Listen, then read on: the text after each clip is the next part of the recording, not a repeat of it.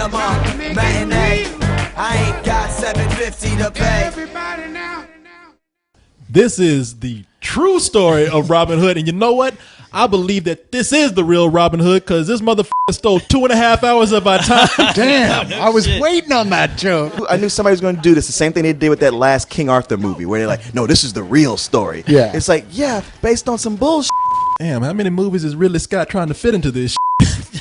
All of them. I mean, we got Gladiator, got Braveheart in here. Funny because you do expect him to run up on a hill and run into Mel Gibson. Yeah. You know both of them crazy, like Russell Crowe and Mel Gibson together. He'd be like, hey, you a Jew? Oh, you're a pansy? Blah, blah, blah, blah, blah.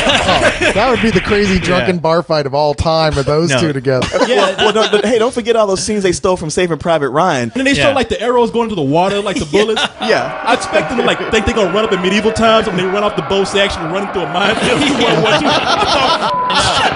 I'm not talking about shit. First of all, don't bother bullshit here with this title, Robin Hood. Okay, you don't get no Robin Hood in this movie. Okay, this movie is a setup for the true Robin Hood that we know today. Yeah, it's episode 1, The French Menace. Or maybe it's a pilot for a TV series. Yeah, it feels like that. It feels like the beginning of a TV series. Ridley Scott fooled everybody to come and see a 2.5 hour setup about Robin Hood. Yeah. This story deals with the invasion of England from the French and how Robin Hood stepped in to help curb this invasion and then get the honor and respect of the people, which made Prince John very jealous. Yeah. And that is what made Robin Hood an outlaw. And I was like, holy f***, I heard about, taking your artistic license and changing shit around, but I was like, when the f*** did all this happen? Right. What? You know what? What's the number one thing you think of with Robin Hood, right? Like trick archery stuff and cool archery stuff? Yes. How many times does he even fire a bow in this goddamn movie?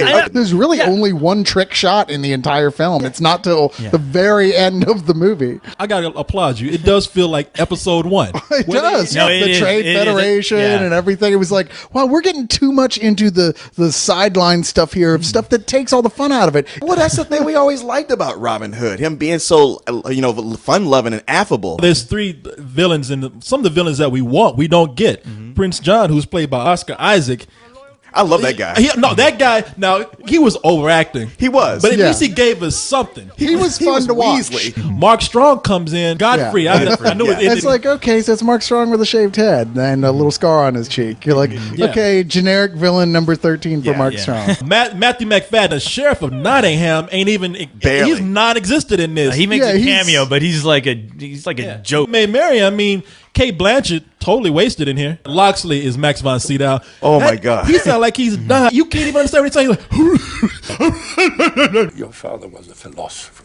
He had a way of speaking that took you by the ears. For a Ridley Scott movie, the action in here, horrible, because they not only filmed the action too close, but they put a strobe on everything, and then the editing is bad. Hey, look, Russell Crowe's a good actor. We know that. Whatever, and he's good in this film for the little time he has, but he's overshadowed by his married man because they have 2 actors I really like in here. Like Kevin Durand plays Little John. My men at arms.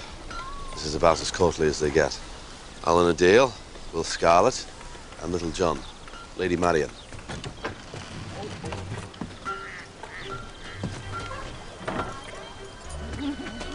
I trust you had an historic evening. Oh, for sure. Mark Addy as Friar Tuck, I thought was actually. Although I cool. can't see Mark Addy and not think Fred Flintstone. Ever since he played Fred Flintstone. Yeah. I could forgive almost everything if it wasn't for the fact that once again, it just nothing happens. Sitting through this, I was nodding off like in the first 20 minutes, and then I looked over at Corey, and Corey was passed out. I saw everybody else how bored they were. Like, no, they'll forgive me. No, it was boring. I'm kind of pissed that they kept me in this movie 2.5 hours, and then at the end, it's like, oh, and here comes Robin Hood. Now, I admire them for trying to do something different with Robin Hood. I really do. But they made it painfully boring, and it lacks any sense of adventure. So I got to give this some more bullshit. Like, hey, man, I got to give this some old bullshit just on the general principle that they cannot make another one. You said it. It's some old bullshit. You're right. Are you serious? Yeah, because I don't want there to be a sequel. Honestly, I'm giving this movie a you because I was fucking dying in that theater. I'm serious. Hey, it seemed like a good idea on paper is the best thing I can say. On paper. Keep it there. I mean, I just can't see Russell Crowe as Robin Hood. Not that he's not a good actor. Why not? Because I still see him as that bad-tempered guy that's throwing phones at people at hotels. when I see Russell Crowe with that bow and arrow, I see him like shooting that and just missing and being like, F it, and just beating, and just beating the everybody. Yeah. Like, Russell Crowe patient enough to learn how to use a bow and arrow at all. I'd be like, snap it in half, shove it up your ass. Theme song we start playing. even though it's like, again, medieval times, somehow you find a phone somewhere. I was gonna say, I want to see Russell Crowe on a horse riding down like with a big satchel full of telephones and just throwing them at people on a hill. This bow and arrow. Give me a phone. What's a phone? This bitch. Try to make it